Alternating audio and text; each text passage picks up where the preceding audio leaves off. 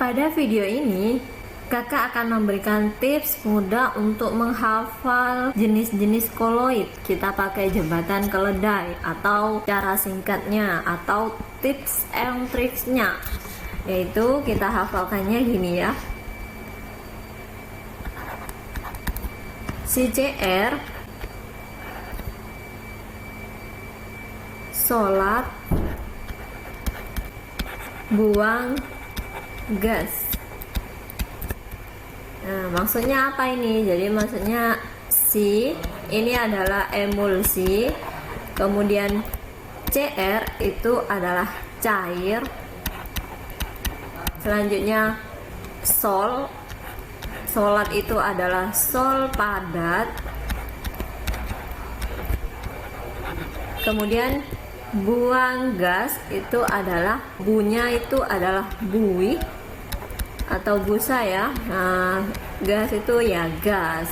Nah, maksudnya apa? Jadi yang dinamakan emulsi itu adalah cair dalam sesuatu.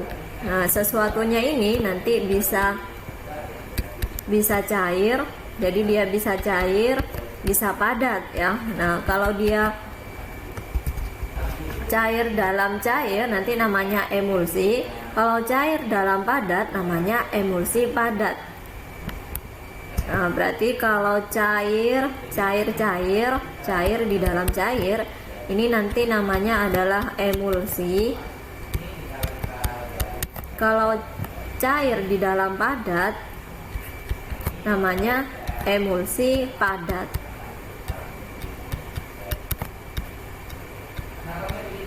Nah, kemudian kalau sol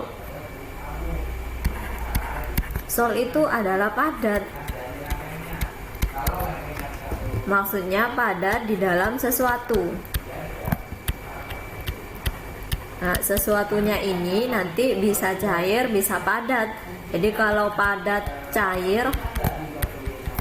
di dalam cair itu nanti berarti namanya adalah sol. Kalau padat di dalam padat namanya sol padat.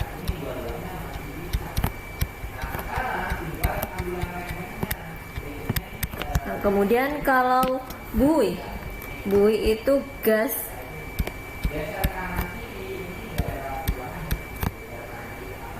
dalam sesuatu. Nah, sesuatunya ini nanti sama ya, bisa cair, bisa padat. Nah, kalau gas di dalam cair namanya berarti buih atau busa. Kemudian kalau gas di dalam padat namanya adalah buih padat atau busa padat. Nah, kemudian yang terakhir masih ada satu lagi, yaitu aerosol. Nah, aerosol itu adalah sesuatu di dalam gas.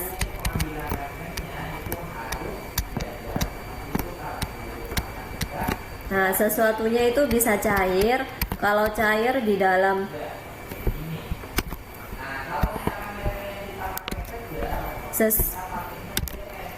sesuatunya itu bisa cair di dalam gas, berarti nanti namanya adalah aerosol. Kemudian kalau padat di dalam gas ini nanti namanya aerosol padat. Nah, seperti ini ya, ini cara cepat untuk menghafalkannya. Nah, kemudian kita beri contohnya.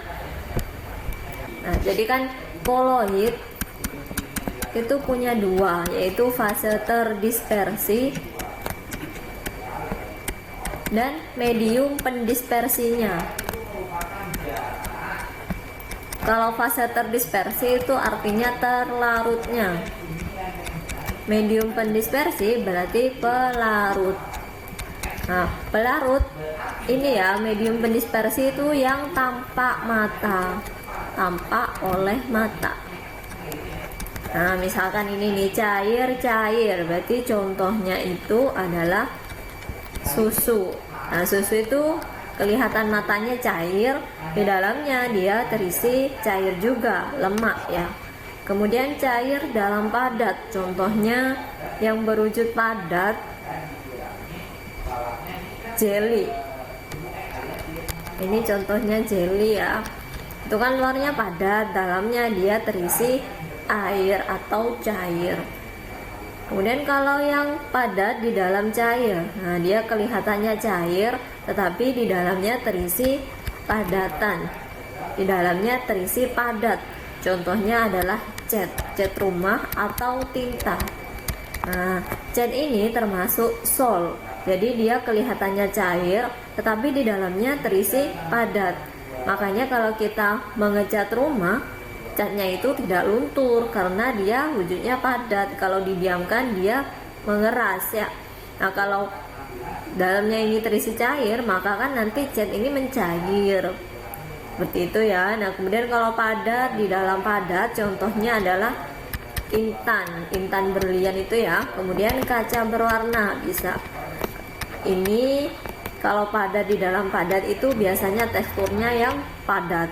Jadi kaca, intan yang padat banget ya. Kaca berwarna itu yang seperti jendela yang dalamnya ada warnanya. Kemudian kalau gas di dalam cair itu namanya buih. Contohnya busa sabun. Jadi busa sabun itu kelihatannya cair, tapi di dalamnya ada gasnya.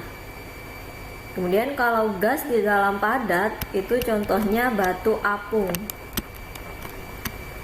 Batu apung itu kelihatannya dia padat ya, tetapi di dalamnya dia terisi gas, makanya dia bisa mengapung.